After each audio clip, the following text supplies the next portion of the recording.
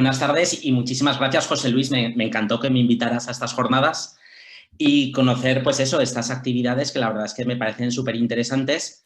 Y también gracias pues, a todos los participantes, que la verdad es que estoy gratamente sorprendido de ver el número de gente interesada en la naturaleza, en este tipo de viajes, etcétera. En esta charla que la he preparado intentando que sea muy sencillita, la idea es poderos contar pues un poco lo que decía José Luis. Qué son los glaciares, cómo funcionan e intentar entender un poco cómo responden pues, a los cambios que se pueden estar produciendo en el clima. Aprovechar a contar un poquito la investigación que hacemos, sobre todo centrándome en la parte del Pirineo, pero también, sobre todo, que sirva como una buena excusa para hacer un viaje, que yo creo que todos los que nos fascina el viajar, pues estamos muy necesitados, y visitar pues algunos espacios de montaña maravillosos, tanto en la lejanía, montañas lejanas, como algunas que tenemos increíblemente a mano. Entonces, para comenzar, quería poner esta foto. Esta foto es el campo base del Rakaposhi, en Pakistán. Y es una foto que siempre intento ponerla en cualquier charla, con cualquier excusa, porque yo creo que transmite muy bien la fascinación del hielo y de las montañas heladas.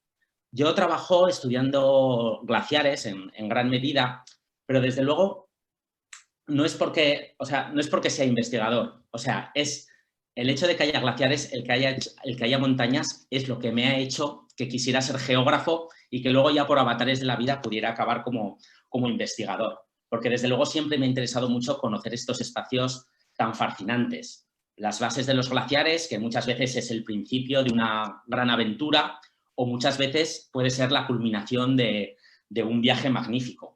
Por supuesto, no solamente hay que ir a Pakistán para ver glaciares maravillosos. Podríamos estar horas y horas poniendo fotos, pero por poner una pequeña selección, estos glaciares mucho más pequeñitos de la cordillera de Huaytapallana, una cordillera muy accesible que está en Perú, pero en cambio muy solitaria y desconocida, que ofrece paisajes súper interesantes.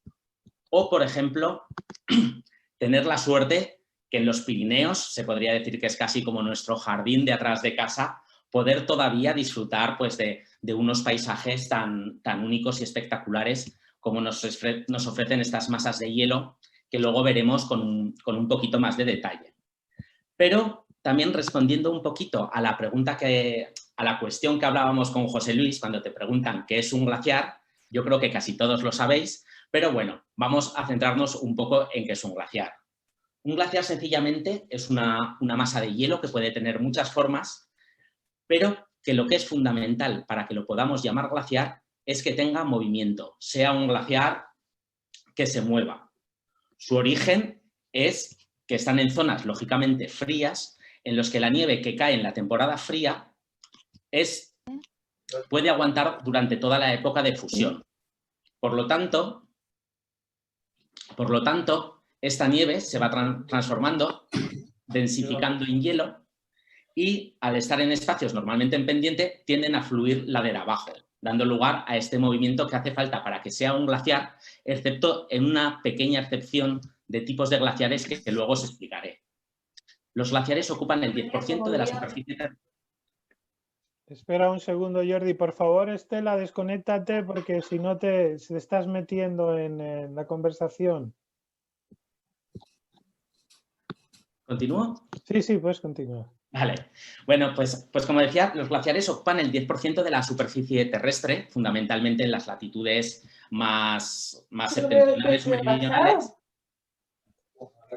Pero hace unos pocos miles de años, para que nos hagamos una idea, ocupaba el 32%. Jordi, perdona, Nacho, voy a reiniciar el sonido, le voy a silenciar a todos porque hay alguien que está entrando y ahora te activas tú, activa.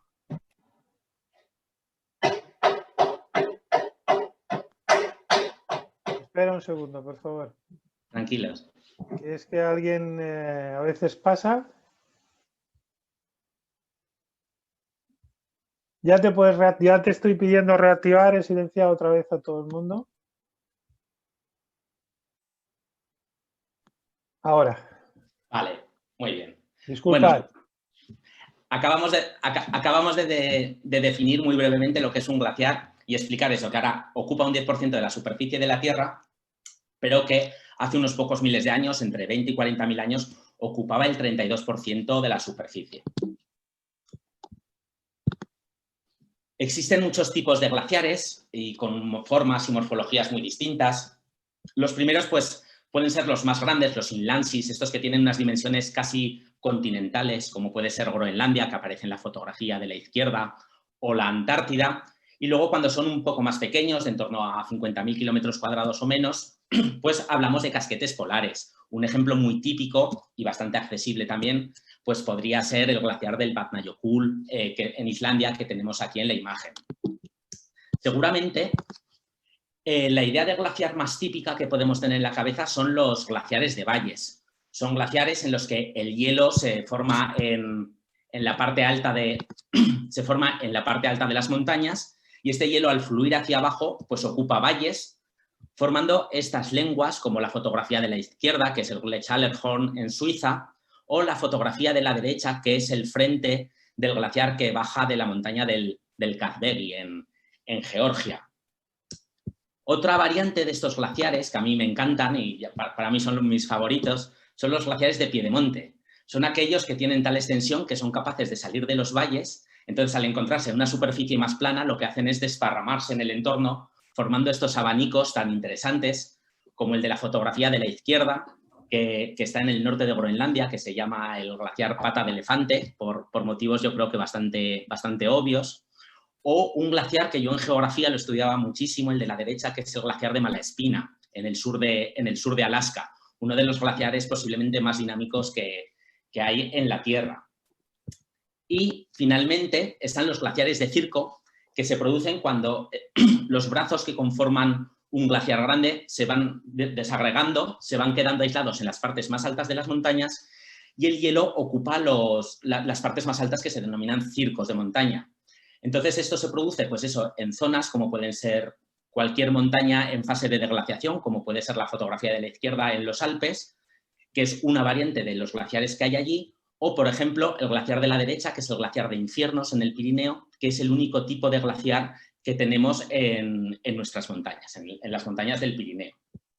Y, por último, casi como una curiosidad, están los glaciares de cráter, que estos son los únicos glaciares que se pueden llamar glaciares sin que tengan movimiento. Estos se alojan en el interior de algunos cráteres, como este caso del volcán de Sollipulli, más o menos en el Chile central sur, ocupando este espacio. Entonces, al estar confinado por el propio cráter, pues tampoco permite tener movimiento. Pero, en cambio, en este caso en concreto, son glaciares que incluso pueden estar creciendo, a pesar de no tener este movimiento, y quedan confinados o incluso llegan a desbordar los cráteres lanzando lenguas por sus laderas. Una cosa que también pasa con una cierta frecuencia. Entonces, cuando hablamos de glaciares que crecen, que decrecen, que retroceden, una cosa muy sencilla, pero que es muy importante tener clara sobre cómo funcionan, es comprender el balance de masa que tienen. Un glaciar es un equilibrio entre el hielo que se acumula y la zona que funde. Entonces, se dividen en estas dos zonas, que las separa una línea que se llama la línea de equilibrio. Por ejemplo, en la fotografía de la derecha la vemos marcada con una flecha roja, el inicio de esta línea de equilibrio, porque es una línea que se distingue muy bien. En la parte alta es la parte fría, donde la nieve no funde, y ahí se forma el hielo. En cambio, por debajo de esta línea, las temperaturas sí que permiten la fusión de la nieve, entonces al paso que va bajando el hielo, en esa zona sí que va fundiendo. Entonces, en un glaciar que la zona de acumulación es más grande que la zona de fusión, el glaciar tiende a crecer. Sin embargo, debido al calentamiento, estas líneas tienden a ir ascendiendo en altitud, y entonces lo que sucede es que hay muy poquita alimentación en comparación con la zona que funde. Por lo tanto, el glaciar comienza a retroceder de forma rápida.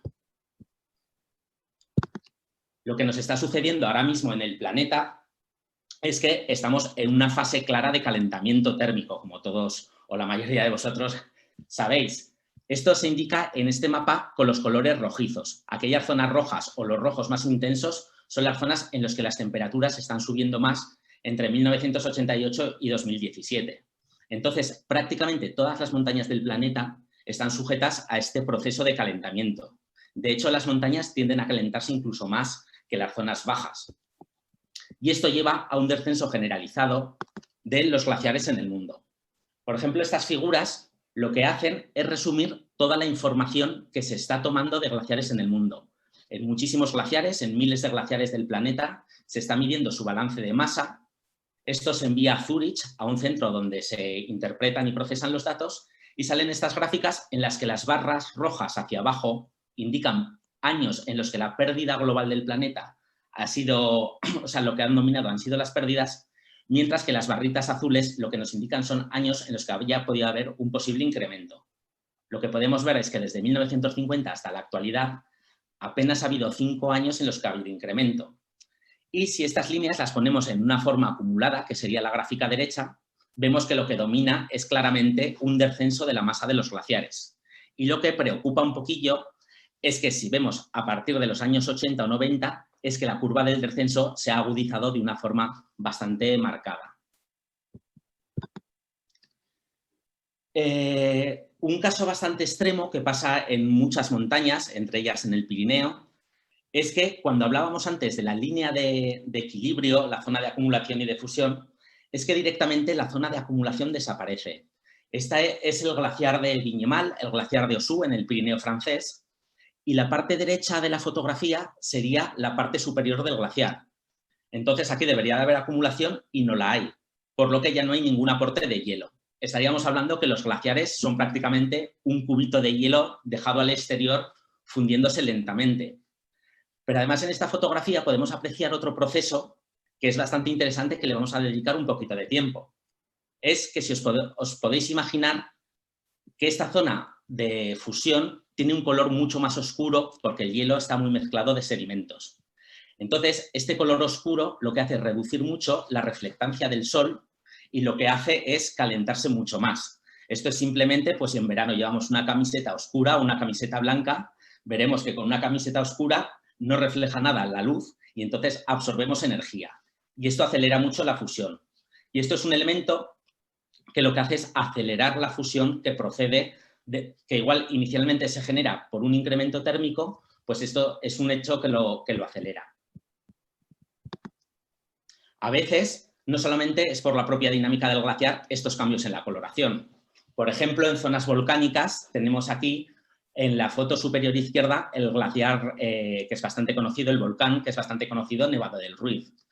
Este volcán, en la parte superior, que vemos unos colores grises, realmente es hielo. Hay espesores muy considerables, de 100 metros de profundidad de hielo o incluso más. En cambio, aquí aparecen completamente oscurecidos por las cenizas, afectando pues, a la reflectancia que comentaba. Pero, por ejemplo, tanto la foto derecha como la foto inferior es el Nevado de Santa Isabel y el glaciar de Conejeras, que se sitúa a unos kilómetros de distancia. Es también un volcán, pero completamente inactivo, y podemos ver cómo su glaciar está completamente oscurecido por estas cenizas. Y, desde luego, yo es de los glaciares que conozco que está llevando un ritmo de fusión más acelerada. Para que nos hagamos una idea, por ejemplo, en la foto inferior que vemos, si vemos el collado rocoso que aparece ahora mismo en la fotografía, que está tomada hace un año, pues hace 7 años, que fue la primera vez que fui a ese glaciar, el hielo sobrepasaba ese collado y se unía a un glaciar que había por la parte de atrás de la montaña. Simplemente, pues eso, en apenas 7 u 8 años, un cambio tan brusco. Otras veces, el oscurecimiento de las montañas se debe por otros motivos. Por ejemplo, la llegada de polvo de los desiertos, de polvo en nuestras latitudes es muy típica la llegada de polvo sahariano que afecta a la nieve y también a nuestros glaciares, o incluso zonas cultivadas. Por ejemplo, en el Pirineo tenemos cerca la depresión del Ebro, que en la época que se aran los campos, pues se moviliza mucha tierra y mucho de ese polvo llega a la nieve y a los glaciares y aceleran su fusión. En otras zonas, como son los Himalayas, Asia Central, etcétera, están muy afectados pues, por incendios que se producen en la India o por la contaminación de las grandes ciudades que se deposita también en los glaciares, en lo que se denomina carbón negro, también siendo estudiado que aunque sean partículas microscópicas, pueden ser muy importantes en la evolución de nuestros glaciares. O también otros efectos naturales, que es el crecimiento de algas.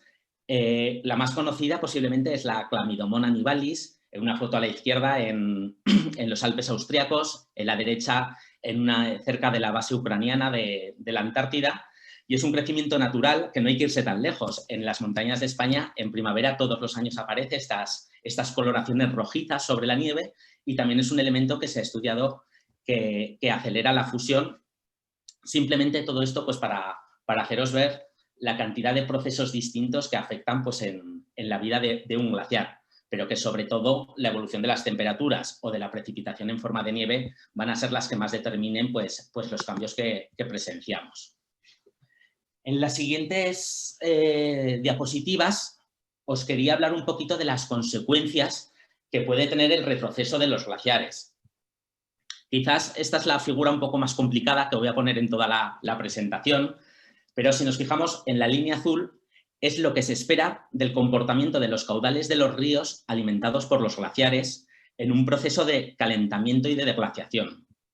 Lógicamente, los glaciares acumulan agua en forma de hielo durante décadas, siglos o milenios.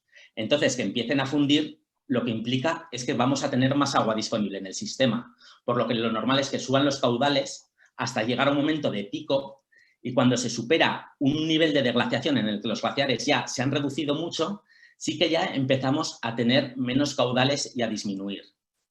Pues recientemente se hizo un estudio que se publicó en una revista bastante prestigiosa en las que se analizaron más de 100 cordilleras del mundo. En prácticamente todas, por supuesto, los glaciares habían disminuido de tamaño, pero lo más importante es que en más de la mitad de las montañas del mundo ya se ha alcanzado este pico y estamos en esta fase de retroceso de aporte del agua de los glaciares. Esto en muchas montañas del mundo quizás no es demasiado importante porque se compensa en gran medida pues, por aportes de nieve, por aportes de lluvia o porque están en zonas húmedas. Pero en cambio hay zonas muy áridas, como por ejemplo puede ser Ladakh en el Himalaya indio, en el que nos encontramos montañas que son prácticamente hiperáridas. Apenas llueve 90 milímetros al año y los glaciares en muchos valles son realmente pues, un recurso fundamental, por lo que su desaparición puede poner en compromiso pues, las pequeñas comunidades que viven en esta zona. Es posible que hayáis visto alguna vez en prensa, porque últimamente ha salido mucho, pues que muchas poblaciones locales de Ladakh, a través de proyectos internacionales, están creando pequeños glaciares artificiales en sus pueblos, a base de poner como unos sistemas de riego por aspersión que se congelan, como vemos en esta fotografía, con estas formas además de estupa tan típicas de la zona, y este agua permite aprovechar un poquito durante la época de fusión para el regadío, dando una idea que la población local está percibiendo que la desaparición de sus glaciares puede suponer un problema. En otras zonas, igual no son hiperáridas, como puede ser en el macizo de la Usangate, también en Perú, cerca de la ciudad de Cuzco, en donde no podemos hablar de un clima seco, pero sí que tenemos un clima radicalmente estacional. Hay un periodo del año, que va desde mayo hasta octubre, en el que las precipitaciones son muy escasas. Entonces, la mayor parte del agua que llega durante estos meses procede de la fusión de los glaciares. En el macizo de los Usangate, ahora mismo estamos viendo la vertiente sur, que al ser hemisferio sur es la zona donde más hielo hay, y vemos unos glaciares imponentes en los que no parece que el retroceso de los glaciares pueda ser un problema de forma inminente. Pero en cambio, si vamos a la otra parte de la montaña, a la cara norte, al pueblo de Pachanta, podemos ver que aquí los glaciares son mucho más pequeñitos y que han retrocedido en los últimos años a un ritmo muy alarmante. Y en estas poblaciones sí que la desaparición de los glaciares puede ponerles en un compromiso muy fuerte de cara al suministro de recursos hídricos. En algunos casos, los cambios pueden ser increíblemente rápidos. Este es también un ejemplo que me gusta mucho contar, porque normalmente siempre todo lo que se habla de glaciares, pues parece que sea una perspectiva de décadas, de años, etc. Pero este fue un caso que en la BBC lo consideraron como piratería hídrica, que fue un cambio total de drenaje de un río por culpa del retroceso glaciar. Aquí estamos en la zona del lago Kluane, en el Yukon, un poquito al norte de la ciudad de Whitehorse, perdón. Y el glaciar, que se llama Cascabulls, llegaba prácticamente a través del Slims Valley, muy cerquita del lago Cloen. Lo que ha sucedido es que este glaciar ha ido retrocediendo progresivamente hasta quedarse por encima de la separación del río Cascabush, que aparece abajo a la derecha. Y por una serie de motivos de deposición de sedimentos, prácticamente todo el drenaje ha tendido a ir por este río. Lo que sucedió fue que en solo un año el nivel del lago Cloen bajó entre 1 y 2 metros de nivel, causando problemas bastante importantes a las poblaciones locales porque el acceso al lago con sus barcas se complicó muchísimo y es una actividad que en esta zona se hace bastante. Entonces es un ejemplo que a veces los cambios pueden ser realmente súbitos.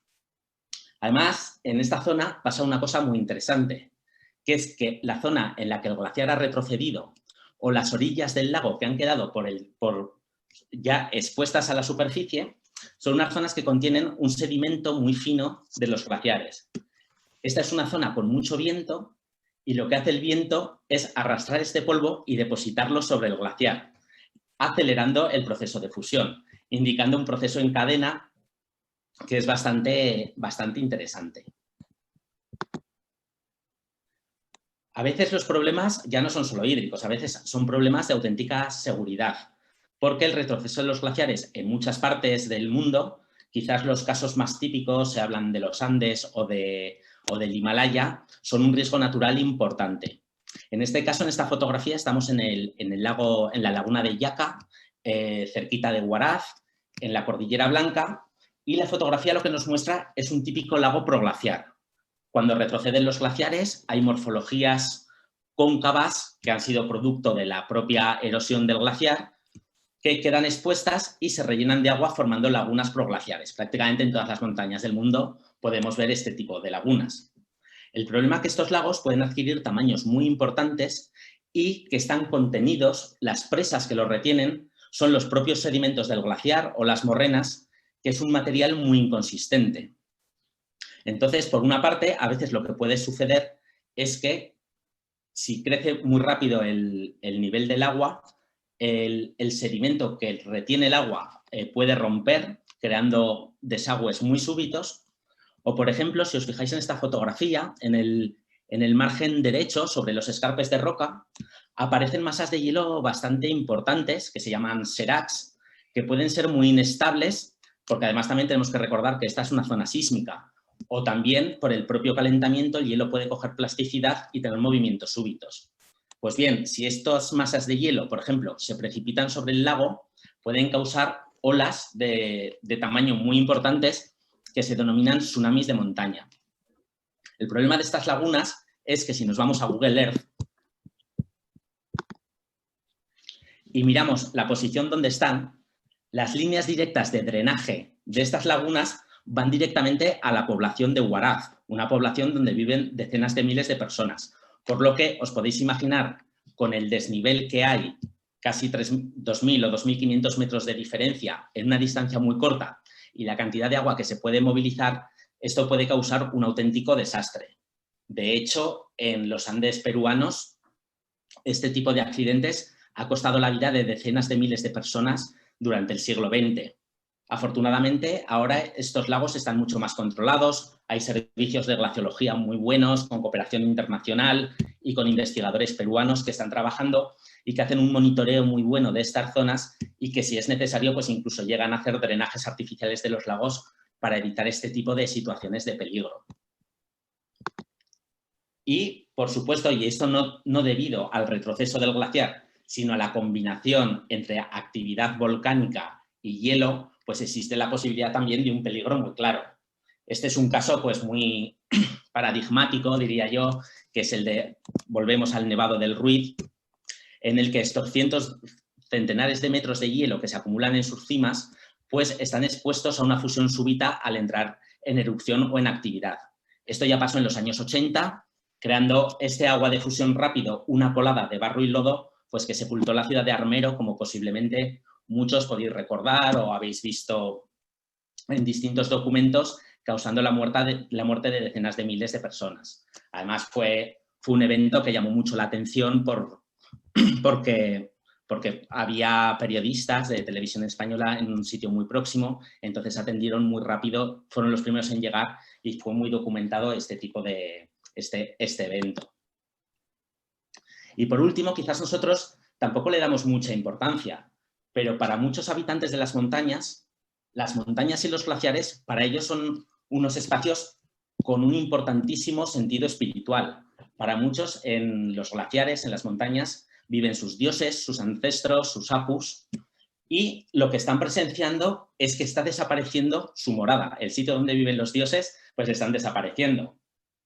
Hay montañas sagradas muy típicas. Por ejemplo, en el entorno de Cuzco está la procesión de Coyurriti, que se hace todos los años como para Corpus Christi, que van miles de personas a estas montañas. O volvemos también a las montañas de Huaytapallana, en Perú, donde es una montaña sagrada y constantemente va gente a hacer ofrendas. Hay un montón de chamanes en la zona para hacer ofrendas a la montaña. Sobre todo en el entorno de la noche de San Juan es increíble el movimiento que hay en estas montañas.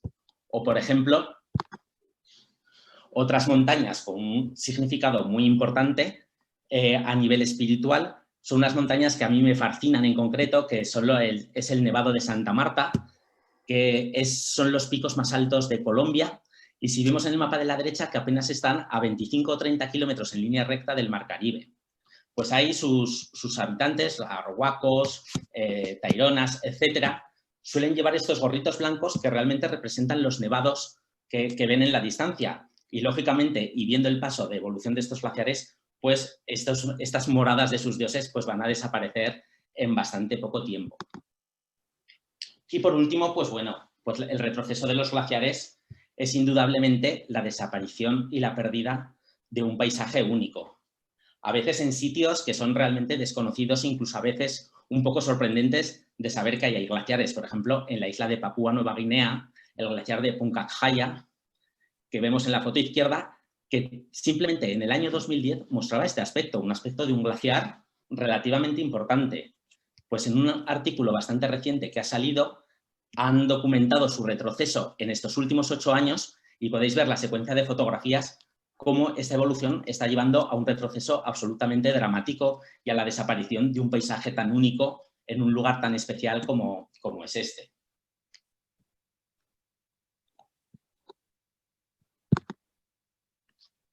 Y en la misma línea de sitios exóticos, paisajes bastante únicos que están en vías de desaparición, nos encontramos con los glaciares de nuestro entorno, el Mediterráneo.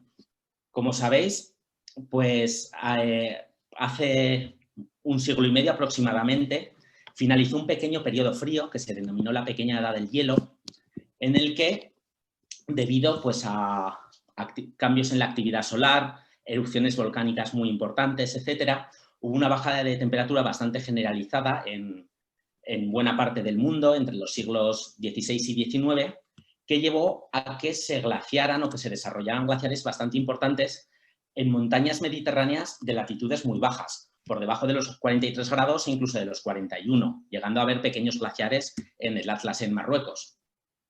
Muchos de estos glaciares ya prácticamente han desaparecido. Los glaciares más meridionales, como pueden ser los del Atlas o los de Sierra Nevada en España, por lo menos la parte superficial ha desaparecido, mientras que en la mayor parte de estas montañas mediterráneas los glaciares que quedan ya son muy pequeñitos. Glaciares que hay en Albania, en Montenegro, en Bulgaria o incluso en el centro de Italia, en los Apeninos, apenas tienen 5 hectáreas de superficie. Entonces queda el Pirineo prácticamente como la única montaña del ámbito mediterráneo que se puede decir que todavía tiene glaciares activos y un poco reseñables. Pero si vemos un poco estos números que resumen un poco su evolución, vemos que han descendido de una forma importantísima. Así, en 1850 teníamos 52 glaciares que cubrían más de 2.000 hectáreas, mientras que en la actualidad solamente tenemos 19 glaciares, disculpad, con 242 hectáreas, es decir, solamente un 10% de lo que había hace siglo y medio. Pero si nos remontamos a un tiempo relativamente reciente, como 1984, de los que muchos de los que estamos oyendo tenemos clara memoria, pues había el doble de los glaciares que en la actualidad, exactamente 39. y 4 veces más de hielo que lo que hay ahora, 810 hectáreas, para hacernos una idea de la magnitud del proceso de deglaciación que estamos viviendo. O, por ejemplo, los datos que muestro, los últimos datos, son del año 2016, pero en el año 2020 el recuento de área glaciada es de 210 hectáreas. Es decir, hemos perdido un 10% de la superficie en apenas 10 años. El retroceso de los glaciares se puede ver en el Pirineo en muchísimos documentos gráficos porque afortunadamente se conservan de muchos naturalistas de finales del siglo XIX, principios del siglo XX, por ejemplo, los cambios en el glaciar de Laneto. Abajo apunto el libro de Pierre René, que realmente si os gusta un poco el tema, os lo recomiendo porque contiene cientos de fotografías de este tipo que permite ver muy bien la evolución de los glaciares. O, por ejemplo, un glaciar que es muy icónico y que además es en el que más trabajamos nosotros, que es el glaciar de Monteperdido, que podemos ver cómo desde los tiempos de las fotografías de Lucien Briet en 1898, que era un glaciar magnífico, que estaba prácticamente toda la ladera norte del Monte Perdido cubierta por cascadas de hielo y unos espesores importantísimos, a la foto que tomamos en el año 2011, que además ahora ya es casi una foto que ya nos gustaría que tuviera este aspecto en la actualidad, pues vemos el cambio tan importante. Y de nuevo, si nos vamos simplemente a la década de los 80, podemos ver el magnífico glaciar que todavía estaba en la cara norte. Entonces, estos cambios que tenemos, pues como hablábamos anteriormente de los glaciares de Papúa Nueva Guinea, para nosotros lo que supone fundamentalmente es la pérdida de un patrimonio paisajístico. Estamos perdiendo lo más característico de nuestra alta montaña, que son los glaciares. Y por otro lado, es un indicador muy claro del cambio climático que está sucediendo en la región. A veces cuando hablamos de cambio climático basado en estaciones o en observaciones meteorológicas, hay gente que dice, uy, es que la ubicación de esta estación no es buena, o estas series no se han tratado bien, o los sensores se han cambiado. Pero un glaciar realmente es una masa de hielo que depende muchísimo de la nieve que le cae y de la fusión que recibe. Entonces es un indicador muy sólido de que el clima de nuestras montañas está cambiando. Entonces nosotros como investigadores, pues lo que estamos haciendo es hacer un poco un seguimiento de estas, podríamos decir, fases bastante terminales de nuestros glaciares, y para ello lo que intentamos saber son 3 cosas básicas. Una, si todavía posee movimiento, que es lo que nos va a decir si los glaciares están vivos o ya no se pueden llamar glaciares. Cuantificar cuánto hielo queda, que nos va a permitir hacer una estimación de la vida útil, de la vida que le queda al glaciar. O también cuantificar sus cambios anuales de área y volumen, que eso nos va a permitir, por una parte, relacionarlo con la cantidad de hielo que hemos medido que queda y, por otro lado, comprender bien cómo se relacionan las variables climáticas con la evolución de estos glaciares. Para estudiar el movimiento, a veces es tan sencillo como mirar su superficie. Un glaciar con grietas es un glaciar que se mueve, porque el origen de estas grietas es precisamente su movimiento. Entonces, aunque tenga poquito movimiento, si aparecen algunas fisuras, pues se puede decir que se mueve. Por ejemplo, este glaciar que aparece en la parte izquierda es de nuevo el glaciar de Monteperdido y esta foto la tomamos en el año 2006. Pues bien, había grietas prácticamente en todo el glaciar. Pues actualmente toda la parte derecha no presenta ya ninguna grieta, cosa que luego lo hemos comprobado con mediciones in situ, tanto con aparatos remotos como pueden ser radares que nos dan movimientos milimétricos y vemos grandes zonas verdes en este sector derecho que indica que no hay movimiento, o colocando balizas en el hielo que vamos cada año con un GPS diferencial para saber exactamente su ubicación y poder medir el movimiento. Para saber la cantidad de hielo que hay, lo que se hace es utilizar un aparato que se llama georradar, que lo pasamos por la superficie y en función de las emisiones de las ondas que manda y su recepción, permite distinguir lo que es hielo del lecho rocoso. Esto lo hemos hecho en 5 glaciares del Pirineo, algunos de ellos en los más importantes, y hemos llegado a medir espesores máximos de 40 o 50 metros de hielo.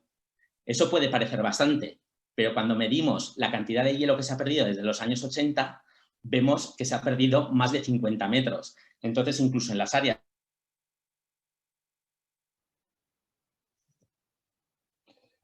Parece que... Realmente tampoco nos queda mucho hielo en el Pirineo. Y para medir un poco el seguimiento de los glaciares año a año, pues utilizamos distintos métodos, desde el seguimiento de la superficie con imágenes satélites a la medición del balance de masa, que es un poco como lo que os comentaba que se gestionaba desde Zurich, que es hacer un seguimiento con unas valijas de cuánta nieve se acumula todos los años y cuánta nieve funde. Entonces, de esta relación sale el balance con las que se hacen estas líneas anuales que vemos en esta diapositiva, y lo que nos está diciendo en el Pirineo pues es un poco lo que veíamos para el conjunto del planeta. Un descenso que se produce prácticamente todos los años de forma muy mantenida.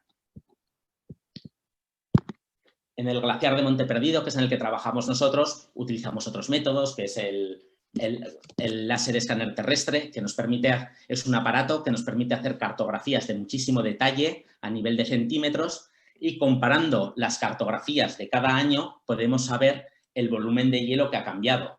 Y lo que nos está diciendo, por ejemplo, que en este glaciar, de media entre 2011 y 2020, hemos perdido 7 metros de espesor de hielo. Esto es de media. Si nos vamos a las zonas de colores rojo más intensos, nos están saliendo unas pérdidas de casi 20 metros de espesor, que si lo ponemos en relación con el hielo que medimos total, pues vemos un futuro pues un poco dudoso de nuestros glaciares, por desgracia. Y ya casi de forma anecdótica, pues decir que ahora estamos mudando de tecnología y en vez de utilizar este láser escáner, lo que estamos haciendo es fotografías solapadas desde drones que nos permite hacer modelos digitales de elevación de muchísima precisión, como el que vemos abajo a la derecha. Esto no es una fotografía, esto es una nube de puntos de la que de cada punto sabemos exactamente sus coordenadas con 2 centímetros de resolución.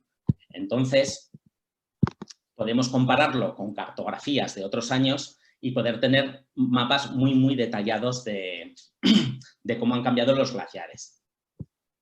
Y ya un poco para ir concluyendo esta charla, decir que otra de las consecuencias que hasta ahora no había mencionado de la desaparición de los glaciares es que estamos perdiendo un registro ambiental. El hielo contiene materia orgánica, contiene materia viva, restos de actividades mineras, industriales, contaminantes, que nos permite reconstruir un poco cómo ha sido el entorno de nuestras montañas en los últimos años. Este es un registro que lo podemos estudiar ahora, pero que pronto va a desaparecer. Así pues, por ejemplo, hace unos pocos años, en el año 2017, tomamos muchas muestras de hielo que fuimos analizando y nos han dado cosas bastante curiosas. Por ejemplo, hemos encontrado hielo que hemos podido datar que tiene 2000 años de antigüedad. Quiere decir que el hielo estaba ya en tiempos de los romanos, que por cierto era un periodo muy cálido del que creíamos que igual habían desaparecido los glaciares temporalmente del Pirineo, y no es así, y que también el glaciar sobrevivió al óptimo climático medieval. Entonces, este glaciar ha sobrevivido a periodos cálidos anteriores y seguramente debido a la magnitud de este, pues no lo va a hacer. Y por último, trabajando con microbiólogos y astrobiólogos, están estudiando las formas de vida que hay en el hielo, bacterias, virus, etcétera, y han descubierto infinidad de familias nuevas que no habían visto pues, ni en otras zonas de hielo ni en otras montañas del mundo. Y son pues, formas de vida que cuando desaparezcan los glaciares desaparecerán y no se podrán continuar estudiando, lo cual pues eso, no deja de ser una pérdida de biodiversidad, aunque sea a escala microscópica. Y por último, como también ha mencionado Jordi brevemente, pues también la vida siempre tiende a abrirse paso.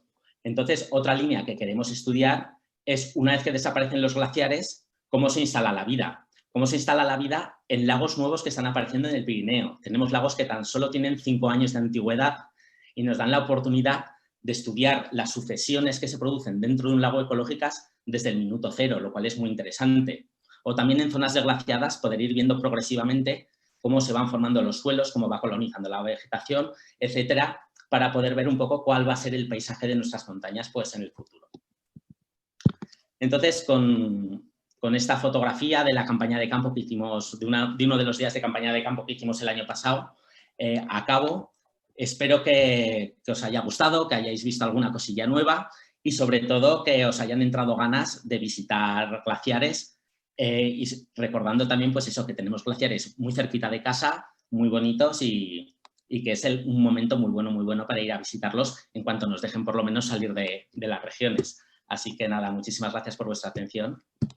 Gracias, Jordi, pero debemos visitarlos con cuidado, ¿no? Yo creo que lo más importante también es, sabemos que se están yendo los glaciares, ¿no? Y la última pregunta que le hacía a Jordi ayer en la charla, ¿qué será de nosotros cuando hayamos muerto, ¿no?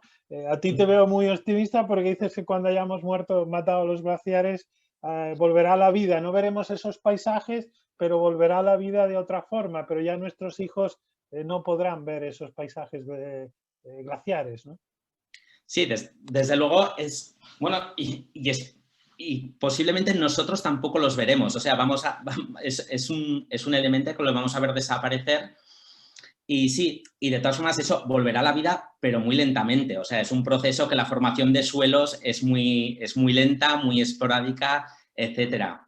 O sea que sí, es un poquito triste, pero es lo que tenemos y además con una solución bastante compleja, sino imposible.